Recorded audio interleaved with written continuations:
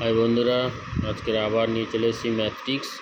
तो आज के আমরা শিখব টাকা পয়সার কত টাকা কত পয়সা।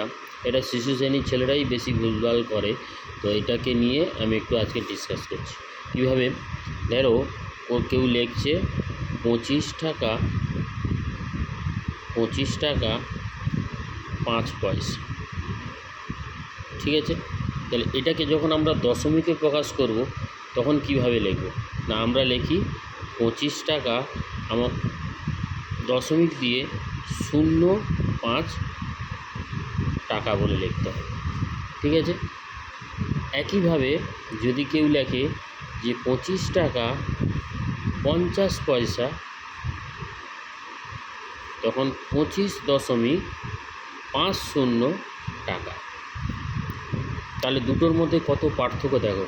এখানে 5 পয়সা বোঝানোর জন্য 0.5 লেখা হচ্ছে, আর এখানে 50 পয়সা লেখার জন্য 5 শূন্য। সেমভাবে ধরো কেউ লিখছে 72.03 টাকা। তাহলে কত টাকা কত পয়সা তখন আমরা কিভাবে লিখব না, লিখব 72 টাকা 03 পয়সা না, শুধু 3 পয়সা, ঠিক আছে। আবার দেখো 72 টাকা 30 পয়সা, 72.30 টাকা টাকা। তাহলে এখানে কি আমরা কী লিখব না, 72 টাকা 30 পয়সা।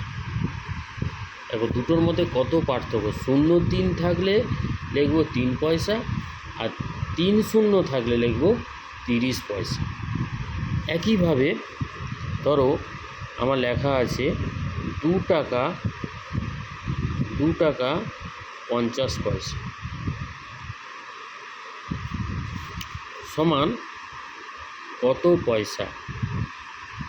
এই ধরনের ক্ষেত্রে আমরা কি লিখব, 2 টাকা মানে 2-এর সঙ্গে 1 টাকা সমান আমরা কি জানি, এখানে লিখব 1 টাকা সমান আমরা জানি 100 পয়সা, ঠিক আছে। তাহলে 2 টাকা মানে 2 টাকা থেকে পয়সায় যখন যাব 2 টাকা সমান কত হবে, 100 দিয়ে গুণ করতে হবে। তাহলে আমার হবে 200 পয়সা। তার সঙ্গে আমার এখানে 50 আছে, তাহলে 50 পয়সা যোগ করে দিলে 250 পয়সা। সিম্পল। তাহলে এই ধরনের ক্ষেত্রে অঙ্কগুলো ঠিক অন্যরকম। হ্যাঁ, এটা আলাদা, এটা টাইপ আলাদা, এটার টাইপ আলাদা। তো এইগুলো ভালো লাগলে অবশ্যই আমাকে লাইক করবেন, কমেন্ট করবেন। Thank you.